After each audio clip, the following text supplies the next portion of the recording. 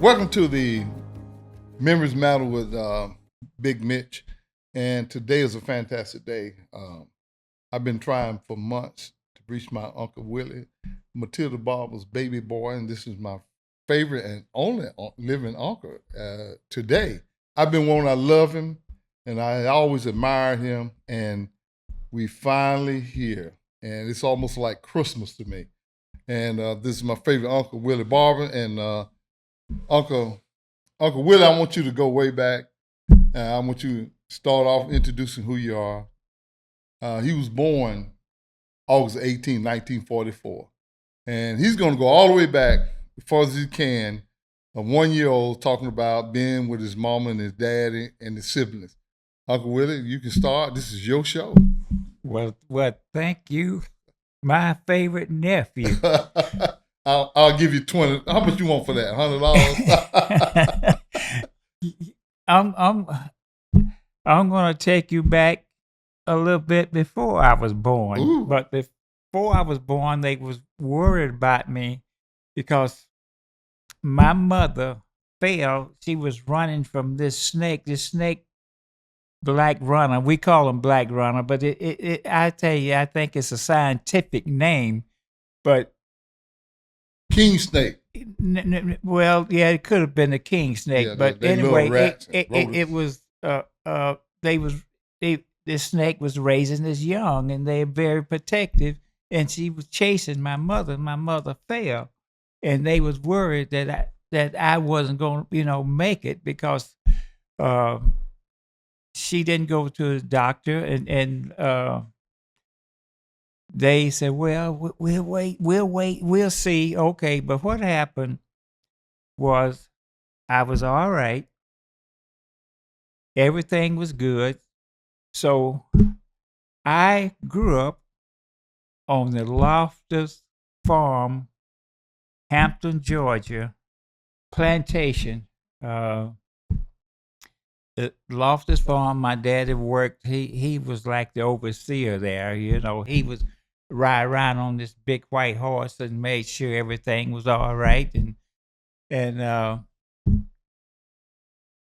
was born at my house, at our house, on the farm, when my father was barbecuing 2 hogs, 2 steers. My father was one of the greatest barbecuers that you have ever known of, and I have a lot of witnesses to that. So I was born in the house with a midwife. We didn't have a doctor or nothing like that. That we had midwives back then, back in the day. Come to the house. Come to the They house. go get them, bring them to the house. Bring them to the house. And yeah. the men would leave the house. Men would leave the house. Right. That's the way it was. So I was born. Some said 1201. Some said 1159. August 18th, 1944, and this at night or close to noon. It was night. Well, midnight between. So what happened was my dad was, well, I have 6 sisters, so I was the only boy. So they tell me that my father danced around the barbecue pit for hours. I got a boy. I have a son. I got a boy. I have a son. And it was a great time on the farm. I mean, the Loftus farm, the guy Loftus himself, he would every year he would get my dad to go around and measure, get everybody's measurement that worked on the farm and buy them shoes and clothes for Christmas, And I think that was pretty good, but the wages were so low, and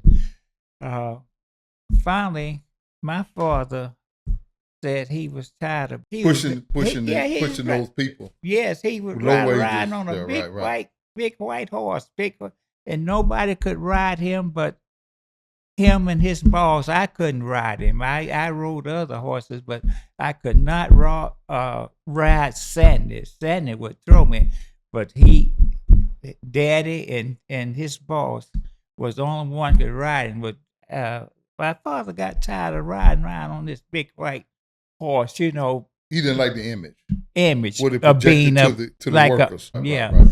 So we left when I was 5 years old, and we moved to Forsyth, Georgia, and that we at that time we worked for That Senator Talmadge property. Harmon E. Talmadge. Yeah. This man had over 5,000 acres of wooded land, and he had 500 acres of this open land, and that's where I learned to plow, drive tractors. At 6 years old, I used to drive the tractors, and the main thing was they had a dairy there, and that's how I got to be in charge of that dairy over the years. But they had 200 to 180 cows. Dairy cow. Dairy cows. Wow. Every day when I was 6 years old, I would get up in the morning and go down, and they had a special type of feed for the cows, just a scoop. And that was my first job, to give them the necessary rations of vitamins. Yeah, It was feed, like got the vitamin minerals. Minerals, yes. So to produce that milk. Yes, and Right. that was my job, to do 180 to 200 cows every morning and every afternoon after school. So I did that for until I was about 8 years old. What time in the morning you had to get up? Yeah, at 2:00. 2 a.m. 2 a.m. in the morning. And I had to then get up go to school around about 7, 8 o'clock. and take care of the farm. We had our own cows, chickens, hogs, and dogs. My dad used to keep about 50 dogs because he used to train dogs for people, and I had to take care of them too. Make a fire. Bloodhounds. Yeah, bloodhounds, Beagles. beetles, coon, possum, fox, bear dogs. Dad trained everything. He was a good trainer. Dogs loved him, and he loved dogs. The dogs was his life. Matter of fact, when he passed away, the dog, that his own dog, personal dog, refused to eat, and he howled every day, every night, all day, all night, when my father died. And a month later, he was dead because he refused to eat. He loved my daddy so much. Mhm.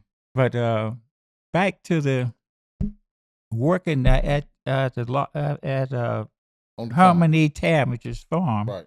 Oh man, well, you might say I enjoy it, but when I would get up, I would go by our hen house, bust a couple of raw eggs, suck them down, go by and get some raw milk, and boom, keep going. But I was strong as an ox, I was strong, and I was strong of an ox. I tell you, by just doing that, I just raw I'm gonna milk. ask you now, grandmother Matilda Barber. Now, how did she play into that household when you growing up as a child and your siblings? My mother, she was the matriarch of the family, really. Tilda Barber was a matriarch.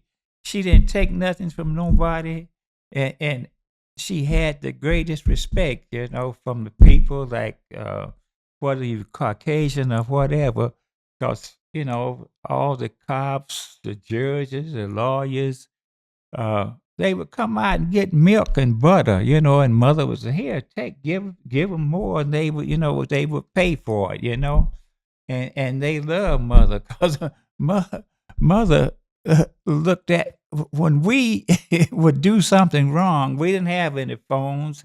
I was 13 before we got electric lights. I was 13 years old before we got electric lights. So that should really tell you something.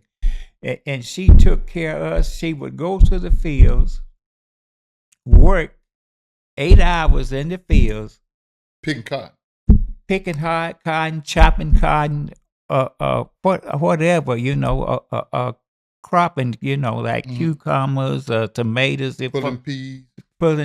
And she would do that, and she would come home and fix a big dinner. She always fixed breakfast for everybody. She had breakfast in a wooden stove, not this modern stuff like that.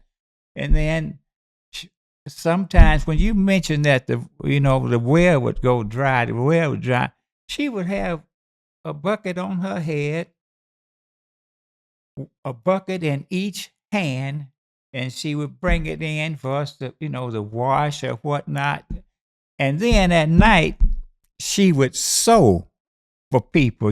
She took us and she would sew for us too. But we had like a standard there that what we had to do, and then it's not say what you're gonna do. It wasn't no TV because we didn't have no running water. Everything was from the well, and she would do that so till 12 or 1 o'clock, and she would be up sleeping with trying to thread a needle, like sleeping, all sleep working, and she did that all those years. She was sleep working, like every night, and then she was taking care of us too. And sometimes, we had the measles, we had the mumps, and she had a remedy for that. She, like roots and bark from pine trees and stuff, and she really colored our clothes. I remember I had so many patches on my clothes, so you couldn't, once they sewed, all those patches and stuff. Right. But I sort of thought that it started from my mother, because we had her everywhere. And then, and I was young. I remember I had the mumps, and she would send me to school anyway. I would go to work anyway and she tie a rack with sardine salmon oil. That's right. And tied that like a rabbit hat, You did me like that. A rabbit hat on my head, and I would go to school and they say, "You can't stay here. You stink. You can't stay here." But it worked, everything she remedied. They had what we call like a cold. It had whiskey and a sassafras root that grew all over in Georgia. And that was our cough syrup, She made everything. I didn't know what a doctor, at least I didn't go to attend a doctor until I was in high school. And then that's when I got hurt. I lost my teeth. They went up through my bottom lip when I was playing football. But that was the only time first time I ever been to a doctor. My dad had appendix. He had to go to the doctor once, but my mother never saw a doctor. Never. I never seen her sick. Never. That's the whole thing. I never seen mother sick in my whole entire life. I never seen her with a cold. I never seen my mother sick. That's the only thing, but when she went to Atlanta, she lost the eye like I did. But other than cataracts, that's the only thing that she had. Yeah, and she lost and then the heart just got soft. Other than that, I never seen her sick one day, and she did all that work, worked in the fields, took care of us, and Well, my job was when I was young. I had to make fire in the stove and two fireplaces, and I remember one time I was half asleep, and we would use coal oil, kerosene Right. that they call it, to make a fire, and I was half asleep, tired, and I picked up the gas can instead of and and I struck a match and the pot belly stove, the whole top went up in the air. An explosion. Boom.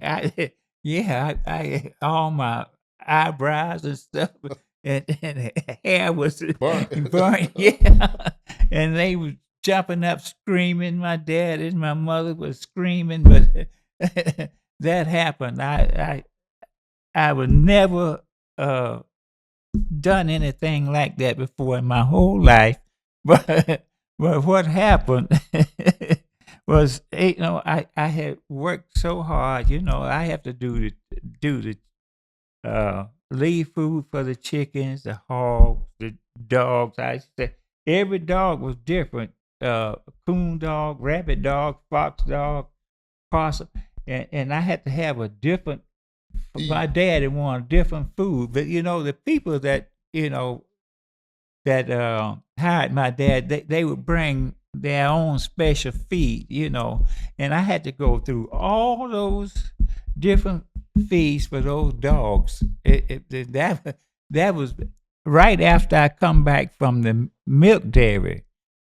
I had to do that, and then that take care of all of that water. I had to draw water the, for the hogs, the cows, the chickens, the dogs. I had to do all of that, and then go to school. I did all of that when I was young. Tell me about that rooster. I had a rooster when I was young, and the rooster would be on my shoulder, and he would fight all the other roosters, and he'd go places. He would fight people. He stayed on my shoulder. Rhode Island Red Rooster. That rascal. Hey, nobody messed with me because that rooster would jump on him. He had spurs 6 inches long, and he was terrible. So he got to killing all the other roosters that we had there on the farm. So one Sunday, I was sitting at the table, and I said, I wonder what happened to my rooster. I was wondering, did a hawk get him? I said, I don't think a hawk got him because he was such a fighter. I said, I wonder where in the world is my rooster? And my sister started laughing, Which one was that? That was my mama one. Yeah, her and my baby sister, Ruby was laughing. Uh-huh. They started laughing. And then I went to pick up a piece of chicken, and I knew it was my rooster. Mother had killed my rooster, and we had the rooster on Sunday.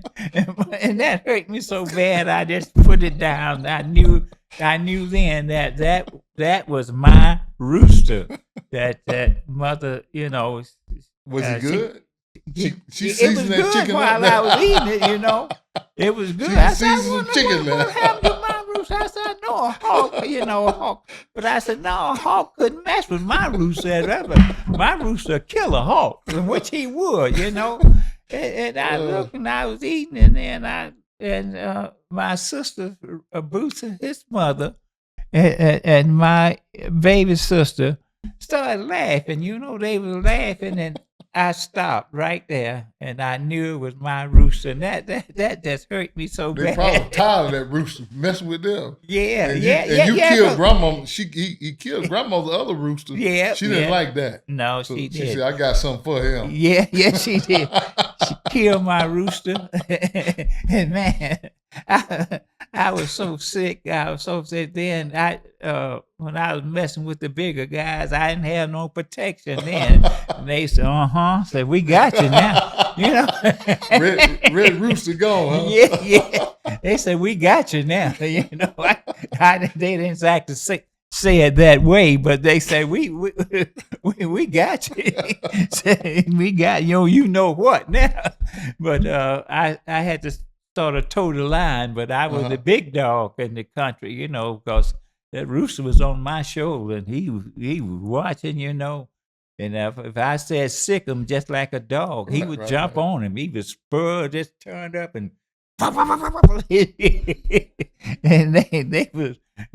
wasn't exactly afraid of me, but they was afraid of my rooster. I remember you was telling me about Grandpa that y'all was doing something, and you told me today is my birthday. Y'all was out there working. Yeah.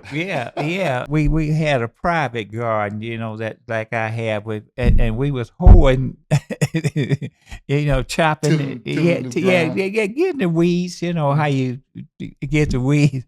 And I said, Dad, today is my birthday. He said, oh yeah. He said, yeah, it is your birthday. He said, he had a wide hole like that, and I had a small hole. He said, take my hole, cause you a man now, and give me your hole for my birthday. He said, you deserve a bigger hole. He said, you deserve a bigger hole. You're a big man now, huh? Yeah. You're a man now. He said, should have given me that was my present, a bigger hole, a wider hole, to chop grass with, But, otherwise, but I tell you, my dad was crazy about me and my mother too, but my dad bought me a 410 shotgun to hunt with him. When I was 6 years old, he did that. What kind of hunting y'all do? Yeah, well, coon hunt and rabbit hunt. That's all. I know he loved coon hunt. Yeah, that's all we would do, and I would sacrifice myself by going to work, I guess just to be with him at night, because the dairy at home, our cows had to be milked twice a day, 7 days a week. It wasn't no 8 hours work. It wasn't. And Dad would always want to go out, and I was worried about him, so I would go out at night hunting with him, And one time I was young. I guess I was about 8, 9 years old. We was out hunting, and the coon was got run up in a hollow log, Mm-hmm. And my dad really wanted to get that coon, so we were about 2 miles away from home. At night, walking in 1 o'clock, he sent me back home at the axe just to cut that, and I'm by myself. I didn't have no gun. You got to find your way through the woods. Yeah, and then at night. Yeah, we had a great. Must have been a full moon. They had a moonlight. Get that. It was dark, no moonlight. It was a big, about 100 acres farm that two that I would cut across, and in the mill was a old Indian cemetery, it wasn't no we wouldn't see no headstones or nothing like that, but it was a cemetery. It was rocks, Right. built like, just you could tell where the graves were. But I had to go. Well, I decided to take a shortcut instead of going miles around. So I went through the cemetery there, and I stumbled over a calf, and he said, "Bah!" And I almost died. I almost died, but they would lay it, in the trees. The trees, because the same place. I was familiar with that because we used to watch the drive-in theater. Dad would take us up on the hill there, and there was no sound, but we could see the screen plain as day. Yeah, and we would sit there and watch the movies, free, but that particular time, boy, I tell you, that calf scared me to death. You know, I thought the dead had risen. You know, like, but boy, and I felt that warmth too. You know, like when I stumbled over him, and man, and then I felt all right when I heard all the other cows running. Whoop, whoop, I saw all these cows, but that calf scared me to. I mean, and and I love my daddy so I went right back to him with that axe. With that axe. And y'all got that coon out. Yeah, dedicated. You know, I was always dedicated, and I would be walking behind Dad, and he was find him, you know, and he would go by the brushes, you know, it's boom, boom. I'm sure it's slapping me in the face, you know, like he go through and then, you know what I mean? Right. Yeah, and some well, you know, it got in the 30s. To me, it was cold in Georgia at that time. That was cold, but it's not like here, you know. I seen it real cold, you know, and I seen 18 inches of snow here at one time. Nothing like that. That had built up, you know. That we would get. Uh, Sometimes you couldn't tell a car from snowbank here back in the day. But getting back, the dairy. At 12 years old, I was running the dairy. I was in charge of the dairy, and a lot of experience, and that's where I met a vet called. His name was Dr. Nyson, and he taught me to inoculate, how to inoculate our cow and what to look for, and anything, you know, if it was hoof and mouth disease, I could treat him, but he would determine what type of medicine. What type of medicine stuff. And one day,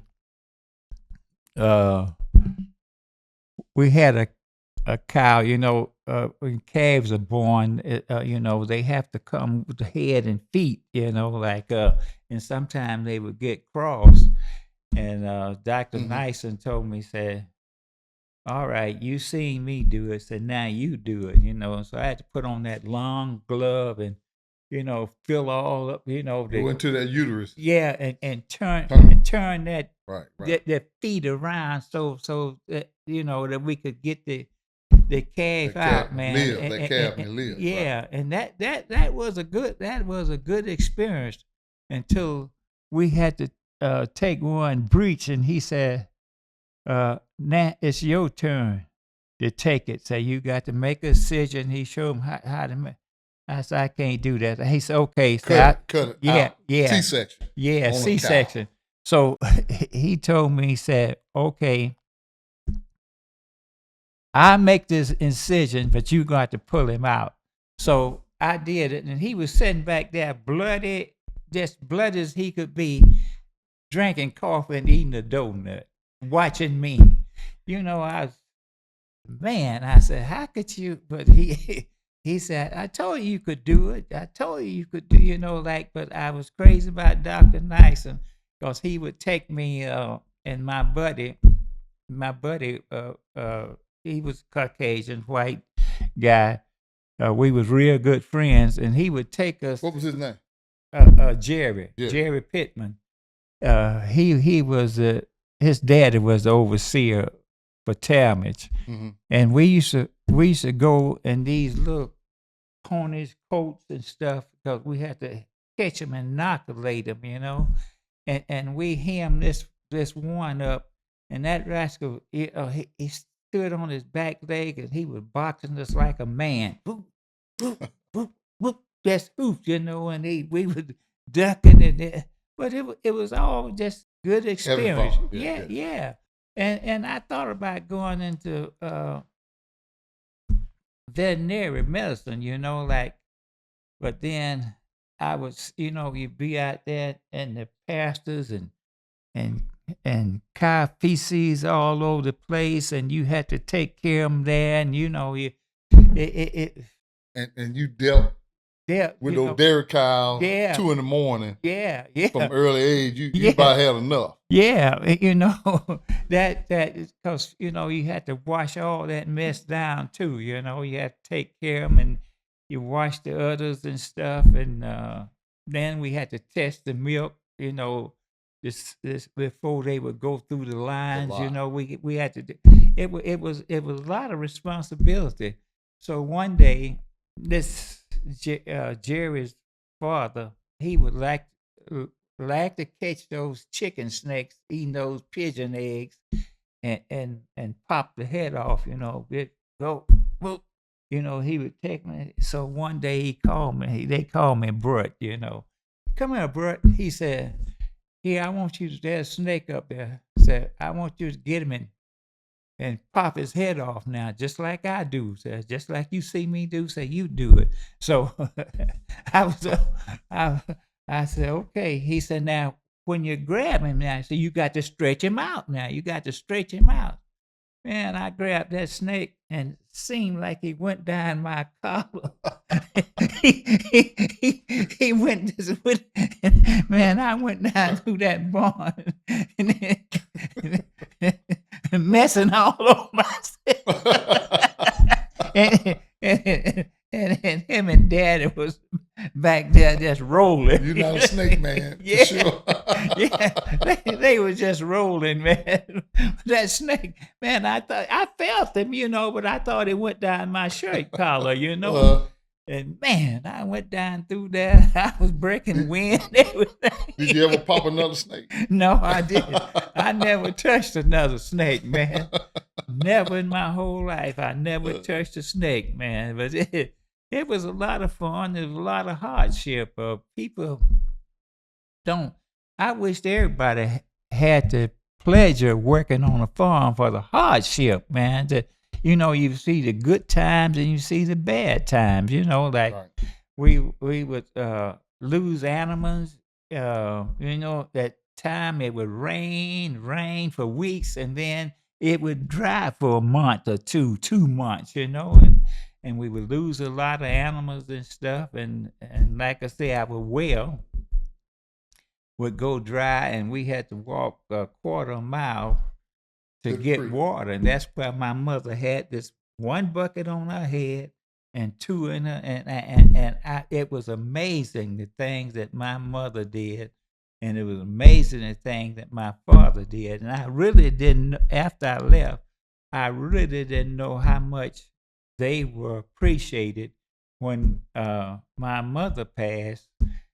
It was, about 10 or 12 kids came and said, we got to tell our story. They were like little gangs in Atlanta, and said my mother had a stick and she would go up there and run them off the street, and they would say, here come the police, said we got to go, y'all. She sat down on the porch Yeah, and yeah, watched everything. Yeah, and she And knew would everybody. she would send them home. But what she did, her and his mother and neighbors formed an organization and sent those kids to college. West Haven Garden Club. Yeah. West Haven Garden Club sent them to college, and they said every year my mother would send them money for Christmas. If it wasn't nothing but 50 cents a quarter, she would send each one of them that. And they told me how they came to love her, and they protected her because they called the police, but she set those guys right. She put them in their place, and they was proud of that. So we could have gone to jail, we could have did anything, but that we loved her so much, and boy, that just it really hit me. Mhm. And so back when my father passed, they had to open the windows of the church because people couldn't get in because the church was full, and so they opened up the windows, and there were basically old women, white and black, had to come and tell their story because this one lady was crying and she said, white lady, she said, Emma uh, put a roof on my house and then charged me a dime and said, Tin roof. yeah, put a roof on my house and then charged me a dime. And this other white lady said, he built the porch and my porch had fallen down and he built it and then charged me a dime to do it. Say, all I just paid for the materials. That Elmer didn't, they call Elmer, my father was Elmer Barber. Said, he didn't charge me a dime. And this, one of the black ladies, old ladies said, look, I didn't have no way of getting around. I couldn't get around. Said, my father would come and pick her up and take her, to the grocery store or wherever, because she couldn't get around. She was in a wheelchair, and he took business that he was, took time to do that for this one lady because she was in a wheelchair. But back then, people was pretty generous anyway, but my father was exceptional, I would, my mother and father said, boy, go out there and pick so a mess of peas, or go uh, pick them some tomatoes, and he would give it to him. So I was just wondering, I said, wow, they got kids, why can't they come pick it too? But she had me to pick it and give it to them, And then when we kill hogs or kill a steer, they would share. The people that didn't have nothing, they would give it. They wouldn't sell it. They would just give it to them, And I said, gosh, here it is. I was young then. I said, I'm getting hand-me-downs for Christmas. And they giving everything away, But when I got older, I understood, But people worse off. Worse off. They were always looking out for the worse off people. My parents were, both of them. They would always give, because the Bible said it's better to give than to receive. That my mother always told me that, son, it's better to give than to receive. So, and she told me another thing. She said, never put all your eggs in one basket. Say if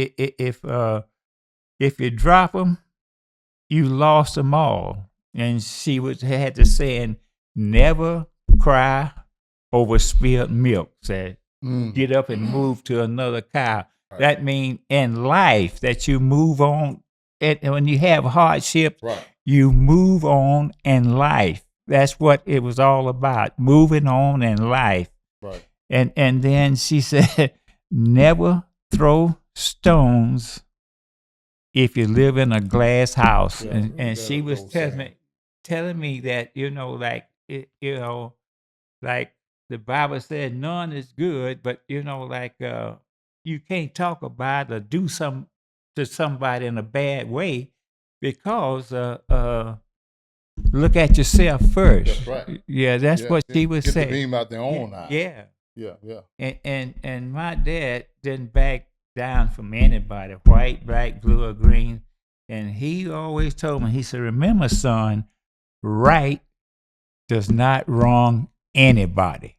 Now, in school, what was the elementary school like when there were all the grades in one classroom? What was it like when you were a student in the class? And tell me about your school and if you had a favorite subject, if you had a favorite teacher, what were they like?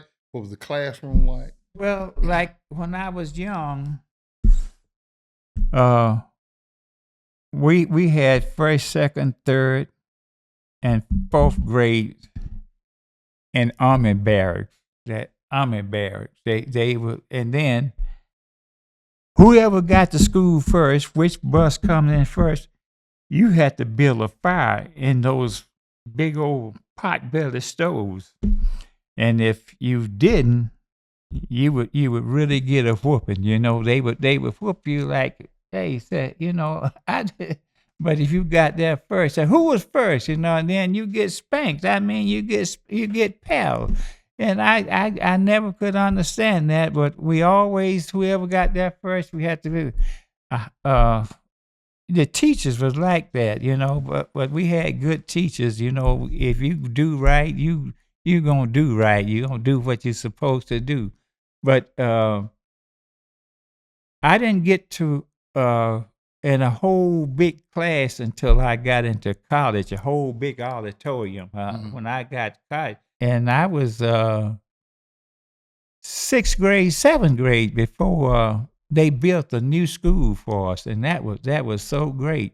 But the greatest part of coming up in school, What did the school building look like before y'all went to the new school? just a straight, like a barn or something? like a block, a barn, yeah. And we had to go each grade. They had army barracks, that's if you've been around army barracks, well, you wasn't back in the day, but they were cold, they were hot, yeah, and we had to sit there in all that heat, which here today they don't have all air conditioning in the black schools here. They don't have all, but the new schools that they are building for the blacks have air conditioning. But we didn't have no air conditioning. We didn't know nothing about no air Didn't conditioning. have it in my high school. Hey, even in college, we didn't have air in all the buildings. The science buildings was the only thing that we had air in. That was the only thing that we had air in. But going back, when I was got in high school, I was in eighth grade, and I wanted to be a leader of a big old band so bad. I really wanted to be a leader of a big old band, and coach, we play that sandlot football and stuff, and run and stuff. And coach told me, hey, son, said, you don't need to be in the band. Say, you put that trumpet down. I like this. He said, look, only girls do stuff like that. Say girls and sissies. Say you don't need to be in no band, And I said, oh, okay. So I went to football and in eighth grade, in ninth grade, it was all me. I get a write up in the paper every week. I stand in rookie. I stand in 15 tackles. Every week it was something. And what it was, I gained the respect of the white community because they used to come and watch us play, And I said, gosh, white people? But like Jerry, he wanted me to come play, watch them play, but I refused to do it because of the conflict, might have. Right at that time, Yeah, back that at that time, it would have been a conflict, and they wanted me to when integration started and everything, they wanted me to come over to Mary Person so that that to see how it would work, and but what it was, they really wanted me to play football with them so they could win a championship. Right.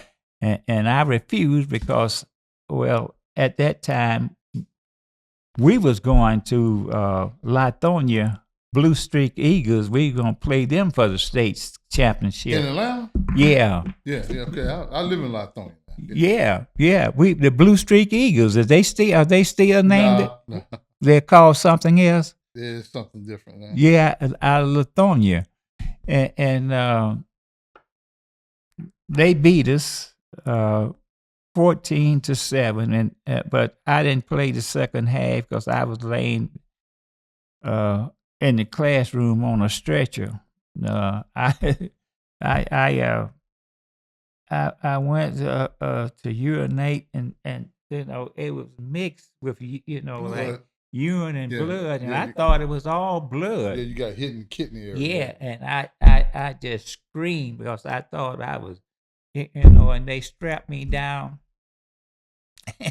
and they told me, they told us that if y'all don't, if y'all beat us, we gonna beat y'all up. So some guy not on the team or some, I was there at that halftime. They come in, I put them on the stretcher, and some dummy threw a cherry bomb firecracker right into the window where I was laying, and glass went everywhere, man. I said, gosh, maybe I should have went to Mary Person, I said, man, I probably would have come out better.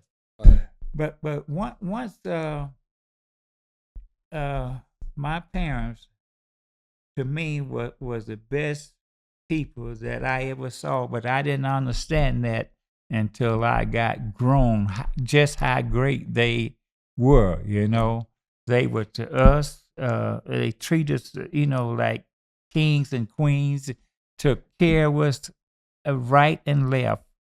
I can't really say enough about them, how we, came up. And like back then, you didn't go say, well, come to dinner, come to supper. You didn't have to say that. At that time, you was gonna be at that table, and then that's when this discussion was, what did you do today? What happened today? And we all discuss it. Hey, and if you didn't come get that to eat, you didn't get nothing. So this is a lesson to you. You don't Right. you don't eat. Like. And I remember my my parents. It was, well, they have reunion. Like church. They call it homecoming every year. So it was our time this time to take care of the preachers on Sunday. Usually be 2 or 3 preachers. And then that they have a lady or a man that's in charge, would take them, so take them, to dinner and everything, and they would be in charge Pick a of the, home where home, a and good pastor gonna go eat. yeah, and they were all there, and my mother said, "Okay, dinner's ready," and So they invite him to come eat at your mama's at house. parents' That house. was Yeah. our time, Sunday to do. Right. And Bootsy, your mother, Ruby, we jumped up and go to the table. And this lady that was with the preacher said, "No, y'all don't do that." Said, "The preachers have to eat first." My dad said, "No, no, no." Said, "My kids eat when I eat." Said, "You don't, not here." Said, my parents was like that. My dad said, "They eat when I eat," because I trained them that way, and I told them longer when they was coming up, "You eat when I eat. You at the table. I want you to be at that table at a certain time." And the lady looked so funny, but he said, "No, my kid's gonna eat with me." And she, Amen to that. yeah, and they were looking, the preachers were looking, but that's the way my parents were. We came before anybody, and that's why I love them so much, because they had so much respect for their children, And everybody was on the same plane, on the same level. On the same level. There you And go. we eat There together, you go. like I said, the Bible said, let us break bread together. They made a Right. song out of that. Let us break bread together. Not the kids wait till the grown folks eat. No, that wasn't my parents' way. And I really respected them, and I loved Right. them. And I tell you what, my dad never did go out of town to see us play, because it's all different areas, and we leave at a certain time. Like we go into Middlesville, like we go into Lithonia, we go on McDonald, to play them. He didn't go. But home, my daddy was there watching that game. He would come see me all the time. What position you played? I played everything. I played a lot of center, whole lot of linebacker, whole lot of defensive back. I played that. I did the same thing in college, but college was different. I stayed hurt a lot, and I played a lot of defense, but not much offense, because they had one John Willis. He just died a month or so ago. He was the major center, and they would send me wherever I was needed to go.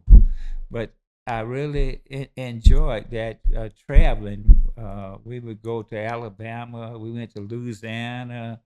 Uh, we went to Florida like that. And I enjoyed traveling on that bus with the guys, So Like, this transition from high school to college. You talking about college, Fort Valley? yeah, Fort Valley. I was at Fort Valley then. But before we go to Fort Valley, high school. Did you have any favorite teachers? Yeah. Nothing.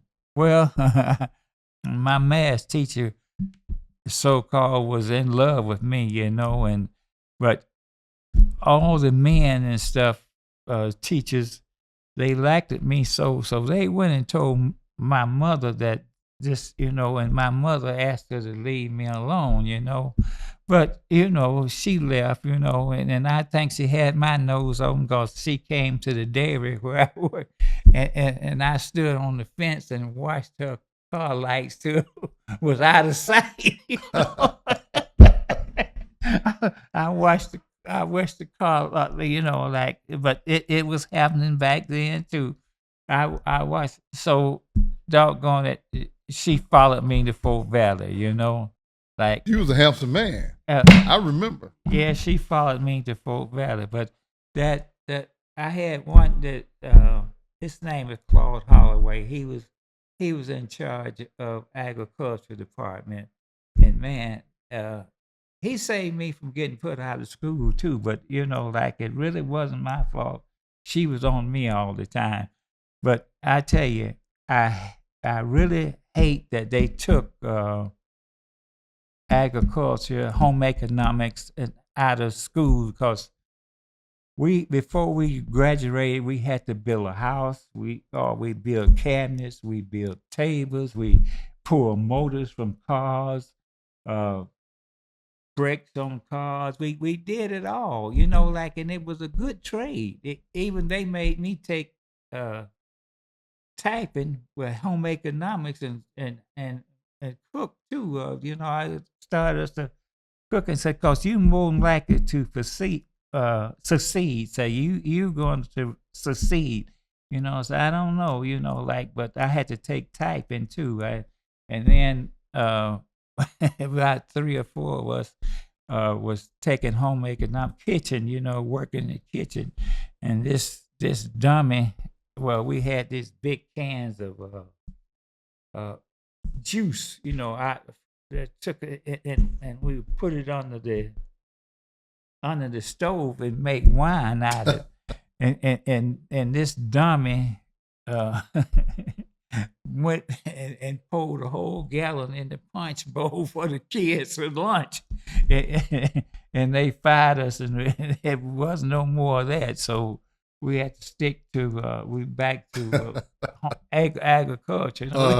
Yeah, they took y'all out of home economics. Y'all was making wine, so they kick y'all out of that. Yeah, we put it on the stove, and it was ferment. These big old kitchen stuff for schools, and they kicked us out. So, but I like that. I learned to weld, solder, build houses. Yeah, that was industrial age. Yeah, industrial. And they took it out of schools, and so the kids really, didn't have nothing. Now they don't have anything to look forward to. It was a good trade. Yeah, AI is not going to take plumbing, electrical, and carpentry out. soon. So Right. That we absolutely. did all that in high school, you know. So when I went to college, I I was a whiz in straight A's all the way in agriculture department because I knew it all anyway. You Hmm. know, it You just you did that as yeah, it was 12 years just old. Yeah. it was just a review for me. You Right. know, like I was so glad. You knew a little veterinarian, so Yeah, you were the yeah, man. yeah. I did it all, and only thing that we didn't make that I learned to make in college was cheese. You know, I had to make sure that our food that we grew and raised, and then milk and cheese, ice cream, have to go to Mother Fambro. She was the head dietitian there, Hmm. and So Fort Valley was an Fort Valley. agriculture school, Yeah, basically, yeah, in during agriculture that and time. teachers, Right, right. agriculture and teachers college. Down, And, but was South Macon, Georgia. Fort Valley. It was in Down Fort. by Perry one. How far Uh, down?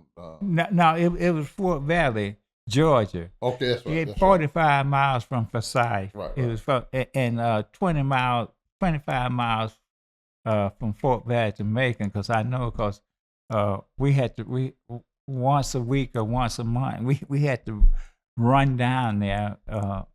You know, for football, Right. we had to run down there to get us in shape. You know.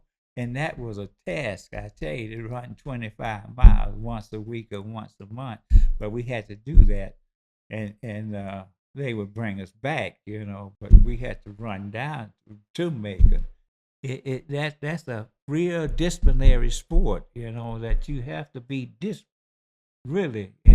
And that was a big help to me. But it was like night and day between high school and college, because you had these big boys, and they were bigger and they were faster, you know. So and then I stayed hurt a lot too, because I only weighed 160 pounds, and he had these guys weighing 200, and then one or two guys was 250, 300, but they was slobs. You could maneuver around those big guys, you know. It was easy if you were fast, and I was always fast. But I left there. Uh, so guy from Buffalo was scouting, and he told me, he said, "Man, you fast there. Uh, if you get healthy," said we might take a look at you. You know, he said we might take a look at you because you're so fast. So uh, I decided to. They said, "Well, you go to the big cities that, you know, like Detroit. They have all kind of workouts, you know, because you didn't have all those facilities in Georgia at that time." And said, you could have a good chance of making it, because Alan Smith from Atlanta, they they drafted him, my buddy, one of my buddies. They drafted him, so that I said, maybe so. So maybe I come up and work for the summer, you know. Hmm. So I went and worked for the summer. So you left Left, Forsyth and went yeah, straight to Detroit. And how old were you then? What was your age? I was 20 then. 20. Yeah, Okay. and I came to Detroit, and I walked in this place. I said, this guy was in music. He was with me, Fairbanks Barry. He was with me, and I said, maybe at first, but I drove my English teacher to Chicago, and I never will forget that, because I liked the froze, because I had one of these little see-through Babylon shirts. And went to Chicago, man, my teeth was shattering, because I thought it was like in Georgia, you know. Right. But I came over here, and my buddy went to uh, he got a job at the bank, at a bank in Detroit. So I went through, and that was the place said National Cash Register, you know. I said, I'm gonna try this. So I went in and I took a test and I passed it. They said, well, good. Say, can you leave tomorrow? I said, leave where? He said, Nevada. I said, I just got to Detroit. I just got here. I said, I don't want to, my sister's here. That's what my sister Dorothy Yeah, was yeah, here. Dorothy. Yeah. And Uncle Jim. Jim and Uncle Jim, Mhm, her husband mhm. Jim. Yeah. I said, I don't want to go to the Nevada. So I walked out and I saw this like restaurants and it looked so good. I didn't have much money, but I said, man, I go in there, I said, maybe I can get a job in this big nice place. I looking through, the glass. So I went in there and then I started talking to some people and the plant manager for Sanders, which is the bakery, ice cream, and candy combined. Mhm. And I was talking to him, and then my friend, his friend Jerry, who was head of the dairy department, and I said, yeah, I just come up just looking for a job. I say, they said, what do you do? I said, I was in dairy science at Fort Valley, and they looked at each other, and they say, you really want to work? I said, yeah. He said, he gave me a note, and he said, take this to such and such a place, and I'm walking too. I don't, but it was a mile. I walked a mile where the plant was, and I gave him, I gave him the paper, and they said, "We're gonna send you back to Highland Park for a test for, they give me, to see if I See was if in you shape. knew the business. I was in shape, Oh, okay. yeah, physical. They was gonna fit. So I Oh, went okay, there. physical. I went there, and then I took the paper back to the plant, and they said, "Can you start now?" I said, "Now?" They said, "Yeah." So I started. I started at Sanders. So they said, "Well, Sanders, what type of business is this? uh, uh, Sanders was uh, ice cream, candy, uh, and bakery. Mhm. Huge, huge, because they was out of Chicago, German owned, and they moved to Chicago, and Sanders was every. I mean, we had like 138 stores, like in Michigan, and they said, well, we're gonna send you to John Taniski. He was a famous chef out of New York, so he took me and he was teaching me. We had foods, like hamburger patties and all that type of stuff, Mhm, that mhm, go at the mhm. counters. And he took me in and he said, Willie, said, I tell you the truth, said, I know they gonna send you to the dairy department, but I tell you, he said, if you was in Germany or Russia, say you would be the top man there, say, because you really know everything. You got you're really on the ball. So you got just you snap to it like that. So sure enough, they sent me to the ice cream department. So some of the people was like prejudiced, like and Jerry just came to like me. He was like a father, and he said he was head of the ice cream department. So he said, he, I'm gonna retire soon. Say I want Willie to take my place. And one of them said, ain't you pushing them too fast, because there wasn't no blacks in management. So aren't you pushing Willie too fast? He said, he's going to do it or else. So he said, well, I tell you what we do. We'll see what he knows. So we're going to send him to Penn State. So Jerry had them to do that. The head of the put me up in the Nittany Inn. That's the big hotel on the campus there, Happy Valley. So he gave me allowance. He gave me $150 a week. Said you can spend this in any way you want to, but don't spend it on sex. Say you can enjoy yourself. Say and so every week there was $150 there, but I had maid service. I had my food. But he free. sent you there to get credentials. Yeah. So nobody can refute that. Yeah. Wasn't Yeah, no DEI. That you yeah. earned this position. I earned because that. you know right. what you know. You know what That's you know. right. That's right. That's right. So, I Paterno wasn't the head football coach, but I would hang around and work out with him a little bit, and he wasn't the head coach then. I forget the guy's name was the head coach, but he told me, he said, well, we can give you a scholarship. So I think you can prove yourself if you just stay. So I I called my boss Jerry. I called him. I said, Jerry, I said, could I stay another term here? He said, look, when you get that paper, you come home.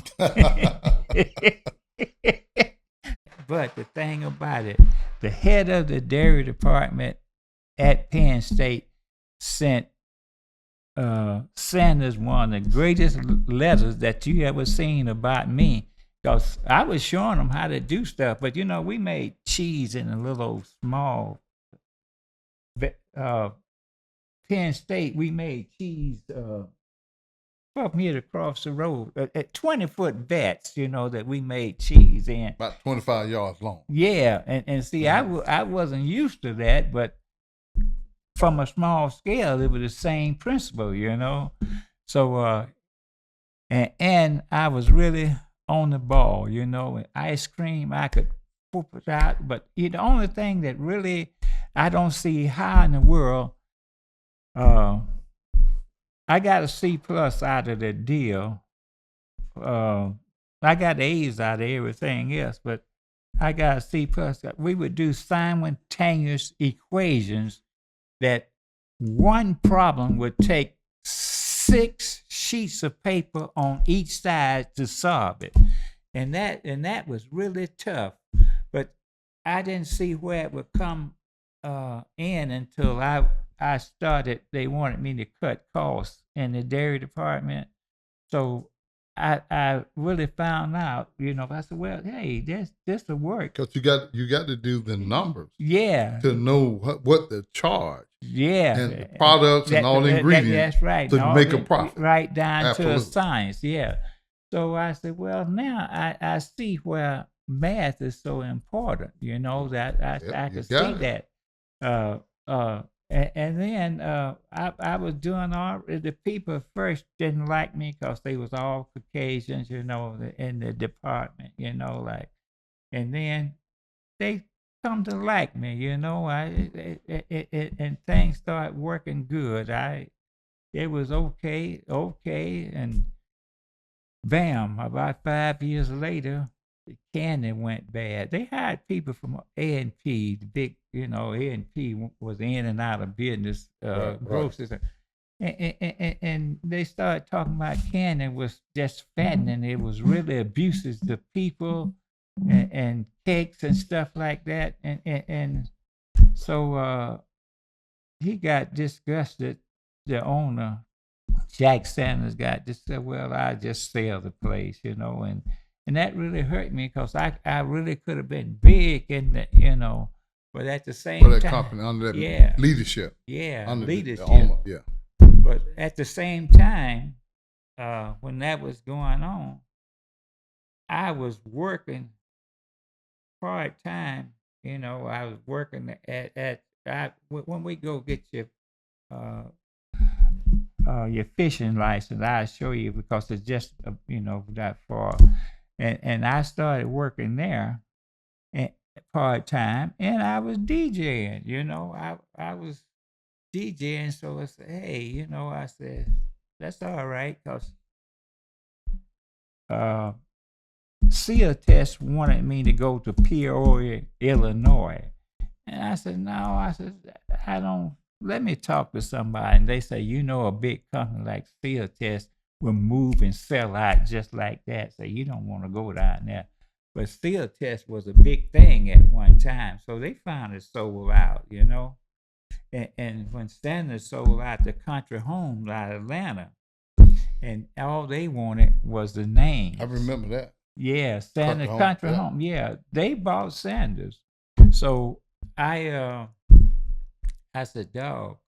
So I went to this church, and they liked me so there. The minister there was on the board of Northeast Guidance Center, mental health. Big, it was big too, huge in Michigan. We had the whole East Side.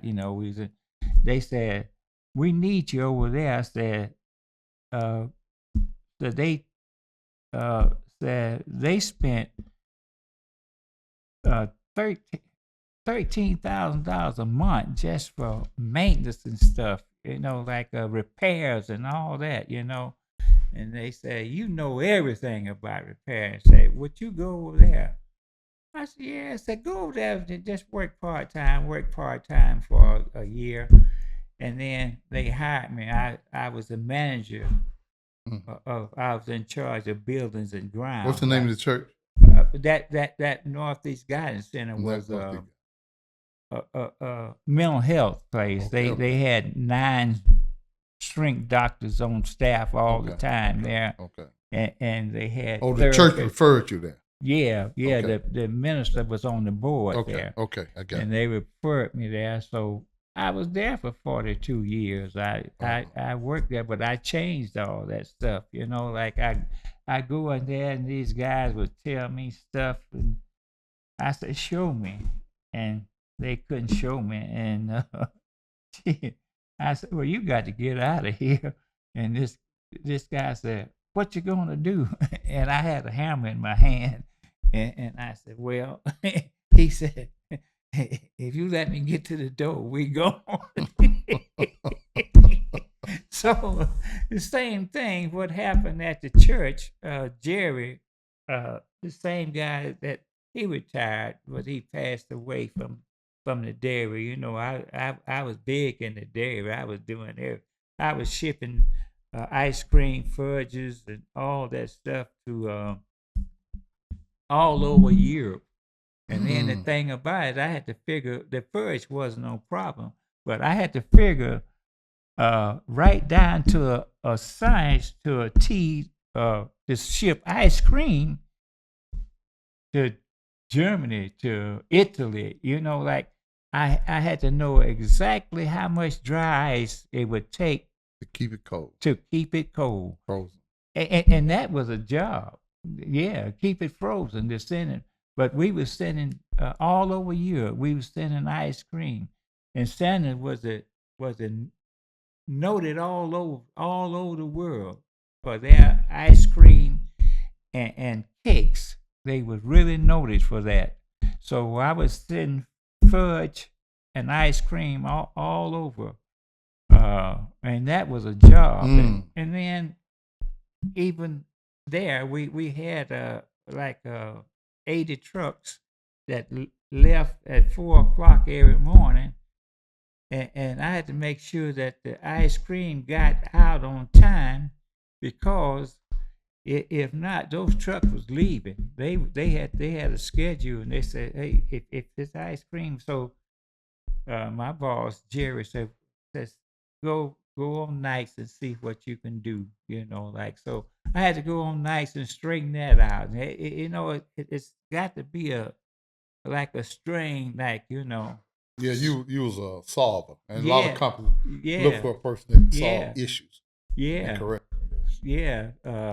So Wesley Dairy is in business now, and they are big here. And the owner of Wesley, he's passed away now. His son runs it, but he wanted me to come over there with him, and Tom Angott. That was his name. But his son and his sisters and whatnot, the family owned Wesley Dairy. Wesley Dairy is big here in Detroit now. But they wanted me to come over there, and then he said, "Well, what if I buy Sanders Dairy?" And I said, "Hey, that would be cool. I would, So he had cancer and he passed away, and that didn't happen. So anyway, I was, I was DJing on a small scale. Just back then they had plenty house parties, basement. It was always basement parties. And I would take my little stuff down, to different houses, different places, and I was just DJing, just a little quiet like So I was at the Unitarian Church in Southfield. I was bartender when they have they had Parents Without Partners was big, and they had Birmingham, Bloomfield Unitarian Singles. Back then, that was big. So they had a big argument about money. And the band said, they were bluffing. The band was bluffing. Said, well, this was during the day, New Year's Eve. So he said, well, if we don't get what we want, we'll quit. Said we won't play tonight. And the guy Jules said, okay, you don't play. Said you out of here. And the guy, he didn't know. And Jules looked at me and said, Willie, don't you DJ a little bit? I said, yeah, but not like with hundreds and hundreds of people. He said, get your stuff together. Say you're playing tonight. So, we had teachers, doctors, lawyers, judges, like Birmingham, Bloomfield, singers, but a lot of them weren't single, they was there to play, So that's how I got my start doing DJing here. Okay. In Michigan, and I didn't start on a little scale. I started, with the big dogs, So pretty soon I had Bloomfield Hills, Brompton Hills, Grosse Pointe Shores, I had, just word of mouth. Right. I never advertised, so I became, hey, disc jockey all around. So that one event is kind of metamorphic everything. Yeah, that career in DJing. And when I start getting gigs. Yes, when I reached my highest disc jockey, I got a call, and they told me that somebody was looking for you, and I said, looking at me? Yeah, I said they want to hire you. So I said, who? He said, well, it was Steinbrenner. Said Steinbrenner had his second to wanted to get in touch with you. They had called it. Who is he? Is that the Yankees owner? Yankees owner, Steinbrenner. And say they want to hire you because I said, for what? They say they have the Olympic trials here. And I said, Olympic trials? I said, yeah. They say Christy Amaguchi and all those will be there. I said, all those people, say over 5,000 people from Europe said they're going to be there. And I said, well, yeah. I said, okay. I said, and I got in touch with him, and Steinbrenner. People didn't like Steinbrenner, but he sat with me just like I'm doing. Well, I don't say it. I used to dance. I used to do it. But he was right there by where I sat the whole night, 8 hours. He there, and he looked at me and he said, "You know something?" Said, you are damn good. Steinbrenner. That's what he told me. So he was entertained sitting there, man. You putting on the show on as a DJ. He was entertained. He enjoyed it. So he his second came to pay me, and she said, for your benefit, that I called 12 places in the state of Michigan, and this for an entertainer, and this was bands and DJs. He said, your name was the only one that came up 7 times out of 12 in the state of Michigan. Said that's why we hired you. She said that is for your benefit. And after that, I was off and running. Jane Fonda, Robin Leach, people for rich and famous, all I got big, and it was really good until like COVID kind of slowed down. But like last weekend, you in your mid-70s and COVID. Yeah. Still DJ. Yeah. They still want to hear you. Yeah. So I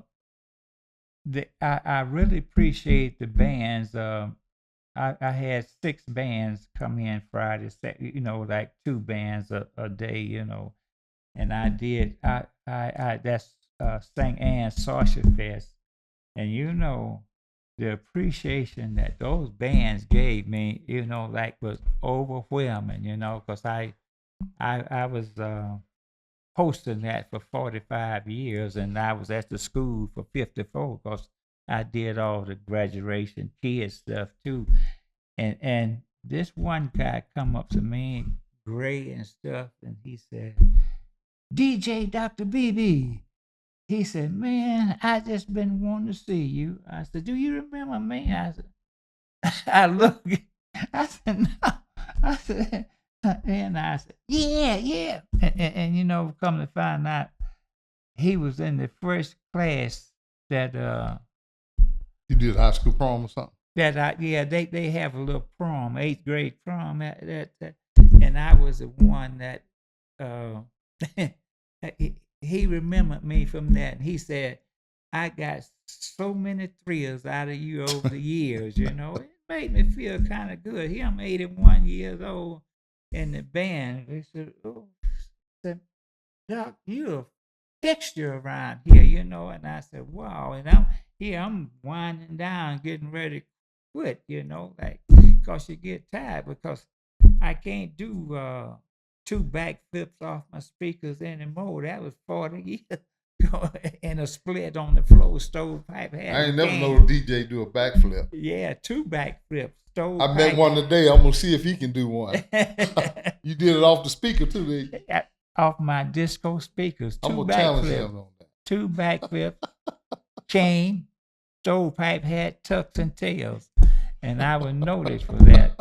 And I like that was my life. I enjoyed it, and I would look back and think about where I started, how I started, like I was telling you on the way, like I thought I was gone when I had my first heart attack, because that was terrible, and I really don't know, or maybe I was in and out of it, but it looked like they stuck a needle, like it looked like a foot long in my chest, They do. And looked like they did that. And when I told you that, this lady said, hey, I'm not Gabriel, I'm here to save your life. And then they took a tube down my throat, looked like I could feel it. And then they stuck 2 things up my nose. I think one was a blockage and one was open. And I was laying down on the gurney, and all the way till I see you at St. John's,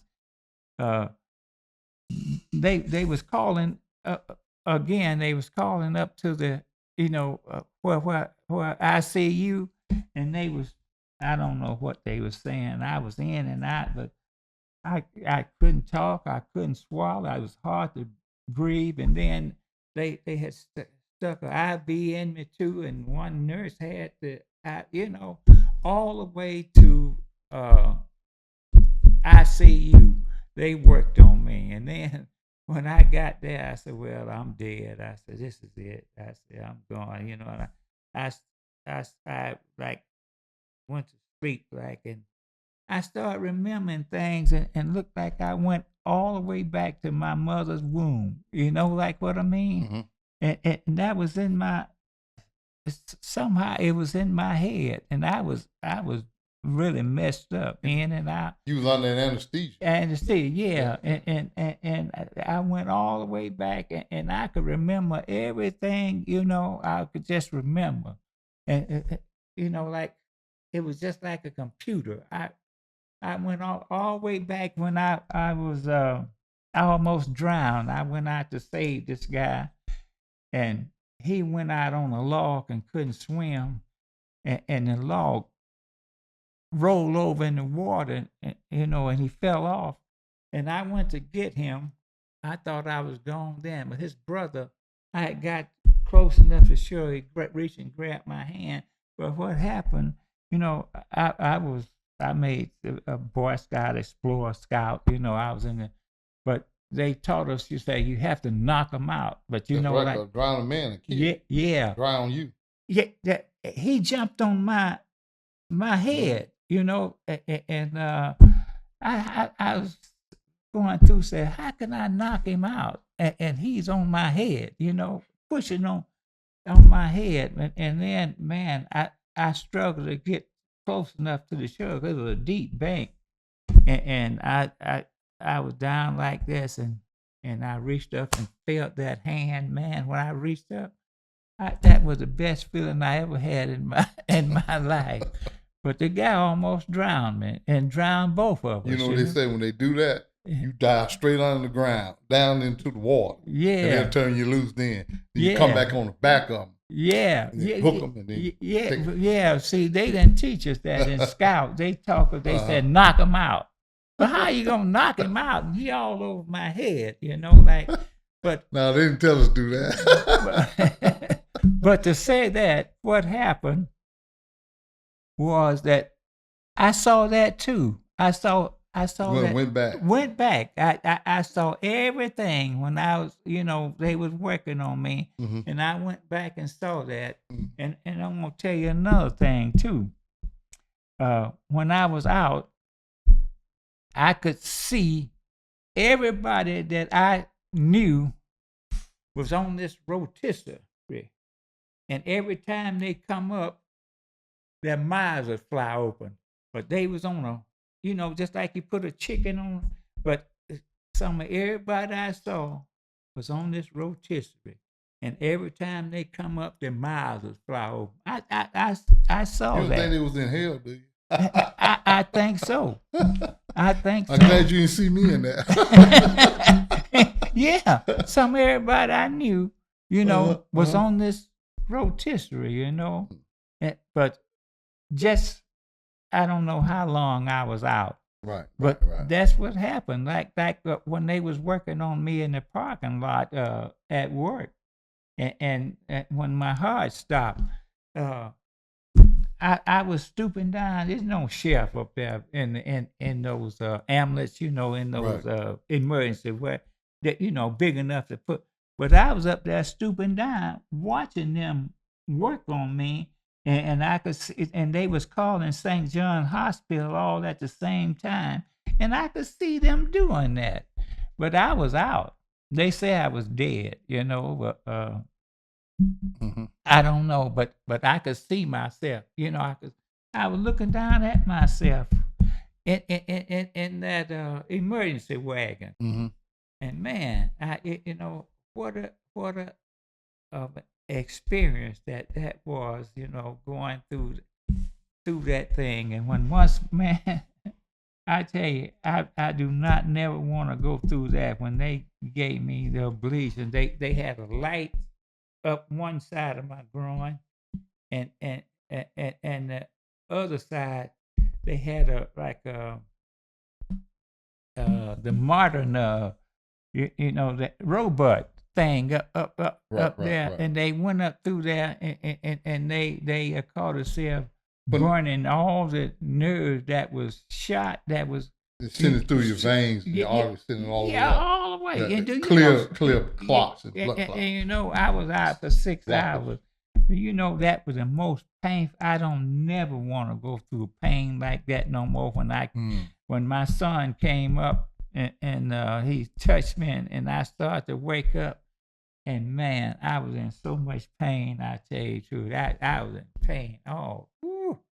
I never want to go through that, but that was experience too. But that, you know, that goes back, you know, to football. That's why I appreciate football, because we suffered a lot of pain, you know.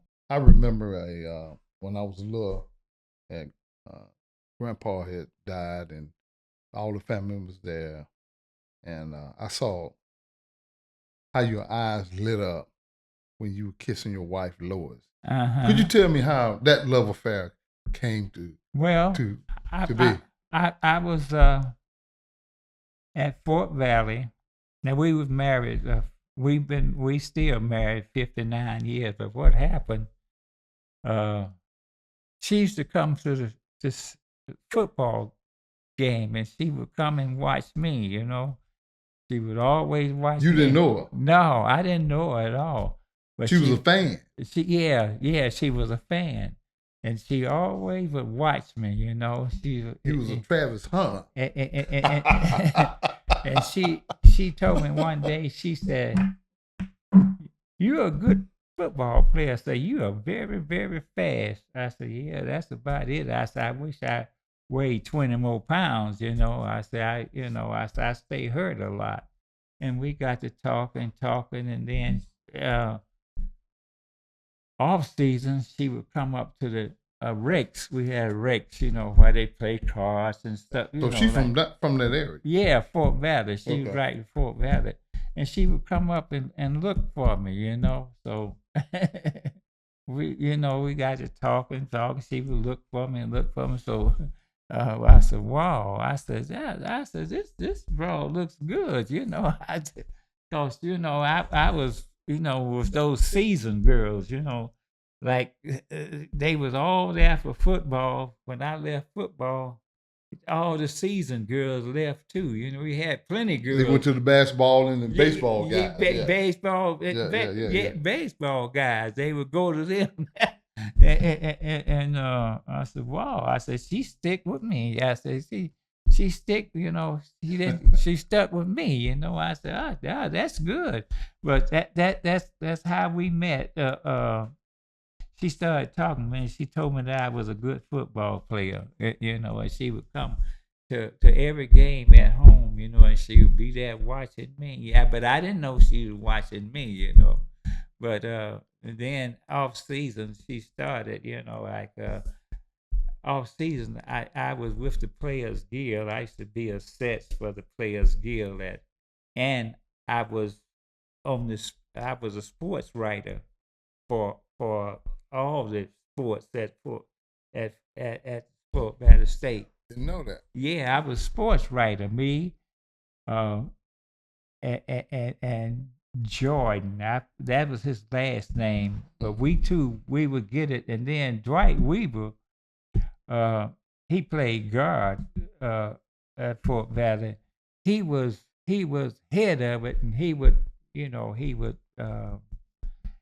do the foul, you know, thing. But we had to go out and get the news, you know. When I was a sports writer there for Fort Valley, I enjoyed that. But when we had plays, I was in the Players Guild, but you know, I was so good at building sets, you know, because agriculture, I come through, you know, how we would make tables, right. Everything.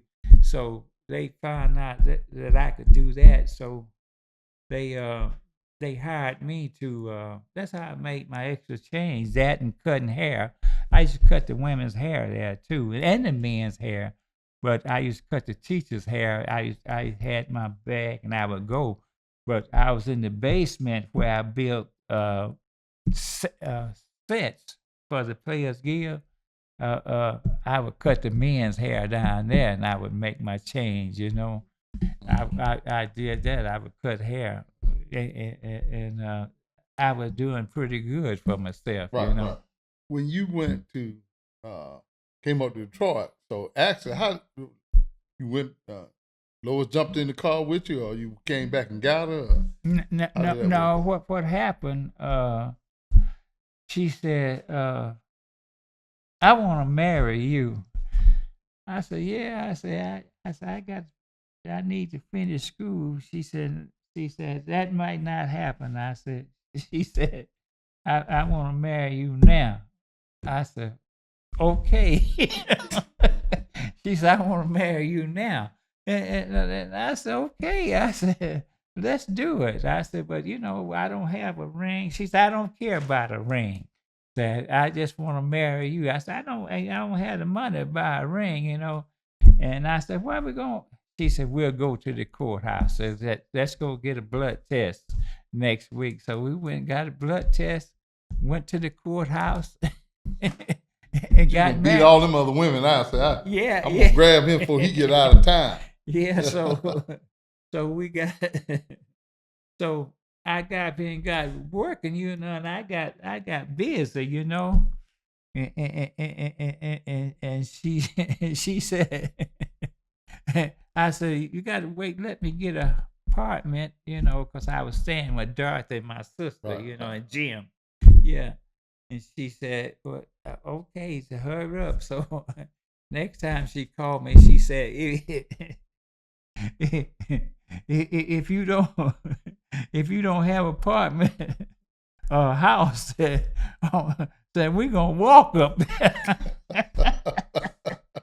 so so I said, okay. She said, I don't care if we had to sleep on the floor. I said, Mhm. okay.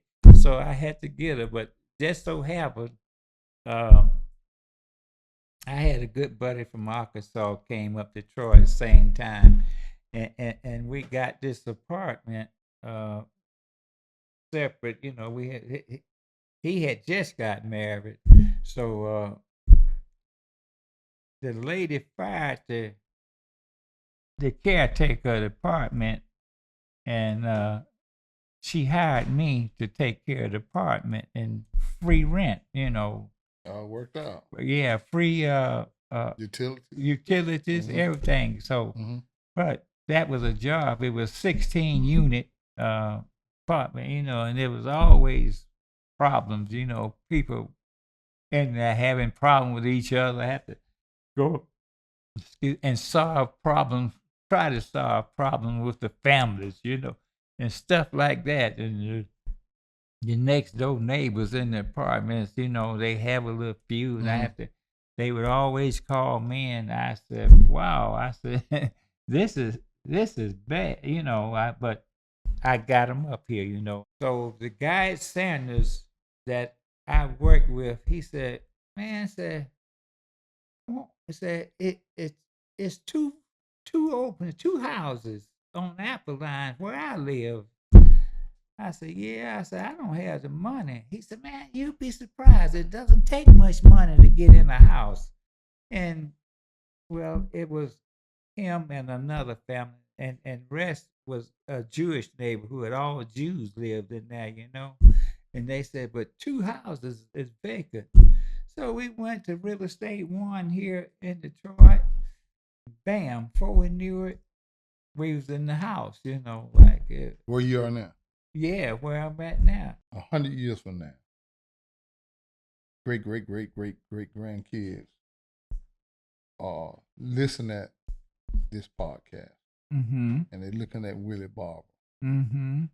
What advice would you give them after living, going through all from grandmama and granddaddy, coming up from Hampton to Forsyth, going to school, Folk Valley, coming up to Detroit, living this long life to 81 years old? What would you tell them that made you who you are and gave you the wisdom that you have, and being able to be a DJ and have Steinberg sitting next to you and Yeah. would not move, and Yeah. but 8 all of this hours. makes you this individual.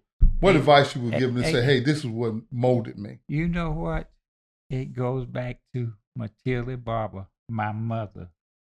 When I left Forsyth, she said, "Remember, son, less than your best is failure." And she said, "Remember, don't cry over spilled milk. Said, just move on to another cow." And you know what? And that stuck with me. You know that my mother, my dad had a part, but my mother was she was a matriarch. You know, like the things that she told me, I would see that would come true day by day. You know, night by night.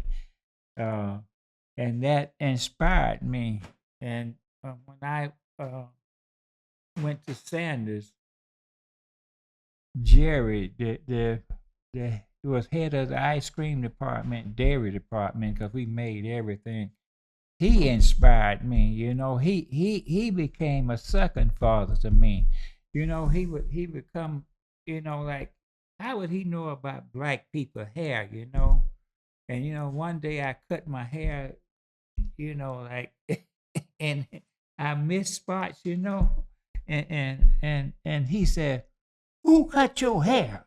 I said, "What?" I said, I said, "This." He said, "Style nothing, style my you know what." He said, "That's not right for you."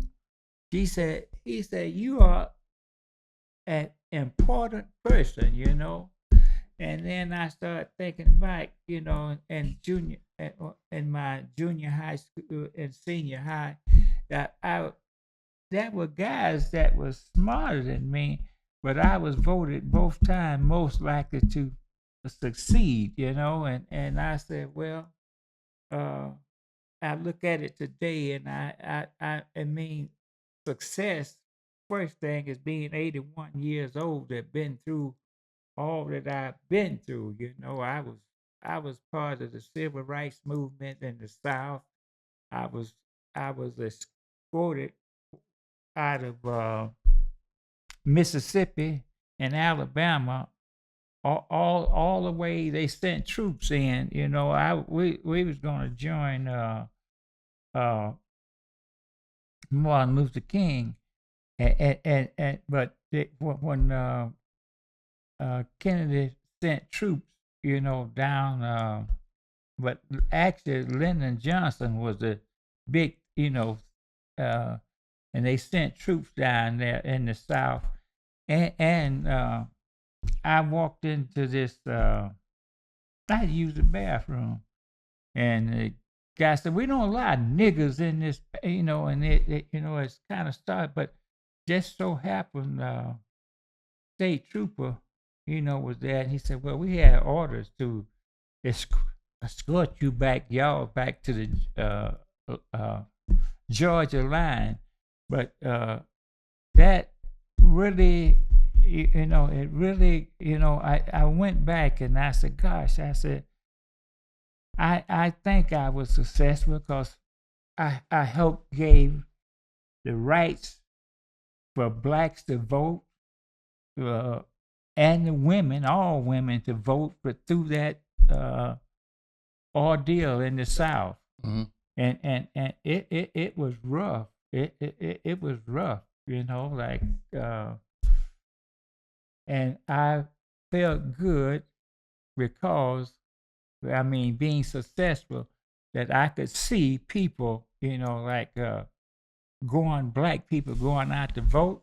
Right. Black people don't have to go back with the rats and eat, uh, uh, get the food at the back window, back door, you know, like. And then the main thing too, we didn't have to go to the back of the bus and let women have to get up and let a man sit down, Right. you know, and that. So I was a part of that, and that's where I feel that successful. Yeah, that's how, to me, success is, you know, like being a part of that. And really, what really put me over, I volunteered here in Detroit 25 years for Make-A-Wish and Cancer Foundation. I volunteered, but No money, no charge. I did all the music, all the parties for them and all. And I went all over the state doing that. You're giving like your I give parents did. Yeah, They giving. gave. That's right. That's right. And what made it so, I would have been with them today, but I would look at those kids and they said, well, she or he probably won't be here next week. Now, Yeah. Yeah. your great, those children in the future. Yeah. We're gone. Everybody in this room is gone now. Right. What would be your final word that you like to tell them? That you like to leave for them? I would like to just speak to them right now. Yeah, just tell them that things that you do with your best, because less than your best is truly failure for us, especially our color, or whatnot. But because one day I won't live to see it, or nobody lives to see it. It's gonna be all one color, It's gonna be all one color all over this world. One big melting pot. One big melting pot. So I would tell them, hey, do things that you do with your might, because the end will be, and you'll be satisfied, and you'll be happy when they can read your epitaph is saying, "Loved by all," and I told them that's the way to achieve that. That's the highest achievement is all. Loved by all on your epitaph. When they write your epitaph, they know you're successful. You were successful. But that's what the world is about. Love. That's it. It's love. Love. Like we have a lot of hate here. We have a lot of hate there. But the best thing in life is love. And when you find love, you really know it and you feel it, Okay. That's, I would tell them, less than their best is failure. I would tell them, less than your best. I said, do unto others as you would have them to do unto you. Uncle, I think you put everything in respect from the beginning of your life up to now. Yeah. And I appreciate it. And you know what? I don't know. It's nothing I could give for just having your presence and able to come up here and to get that story from you. And I tell you, it really brought tears to my eyes. And, I want to thank you. And to end it, let's go get something to eat. You got it. Love, brother. Love, brother. All right. Love.